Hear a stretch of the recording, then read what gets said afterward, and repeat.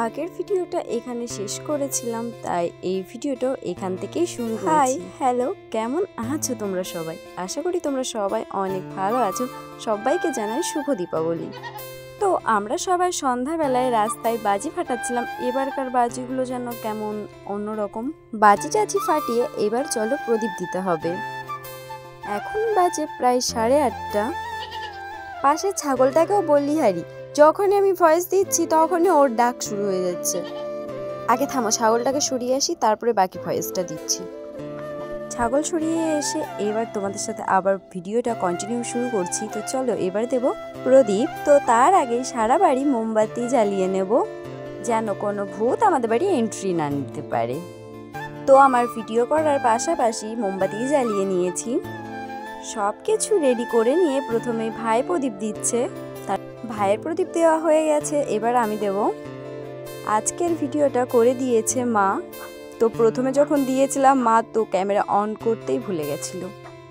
তো আমার মায়ের জন্য সবাই মিলে দাও হাততালি, তারপরে আবার ফুল দেওয়ার সময় ক্যামেরা অন করে। কপাল আমার। ও গো শুনছো, তাড়াতাড়ি আসো, আমার ক্যামেরা ধরে দিতে হবে, না হলে আর কোনোদিন আমার ভিডিও ভাইরাল হবে না। ফেসবুক ইউটিউবে দেখি সবাই জোড়ায় জোড়ায় ব্লগ বানায়, আমি কবে বানাবো গো তোমার সাথে? যাক বাবা, ওসব বাদ দি, এটা কেমন লাগছে তোমরা তাই বলো। আলপনা দিয়েছে মা, কিন্তু মোমবাতি দিয়ে সাজিয়েছি আমি। সারা বাড়ি মোমবাতি আর 14 প্রদীপ দেওয়ার পর ঠিক এরকম লাগছে। তারপরে আবার বাড়িতে একটু ফুলঝুরি ফাটিয়ে নিলাম। চলো এটা এনজয় করবো আমরা গানের সাথে।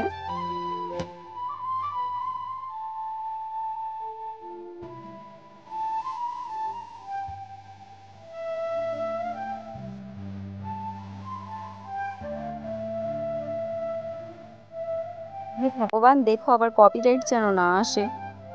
এরপরে অনেক জোর করার পর মাকে বললাম, মা তুমি একটা ফুলঝুরি ফাটাও, একটু ভিডিও করব।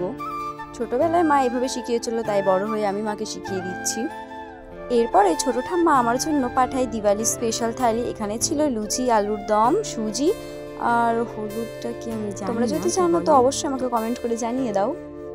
Tata, bye bye. শেষ পর্যন্ত সাথে থাকার জন্য থ্যাংক ইউ সো মাচ।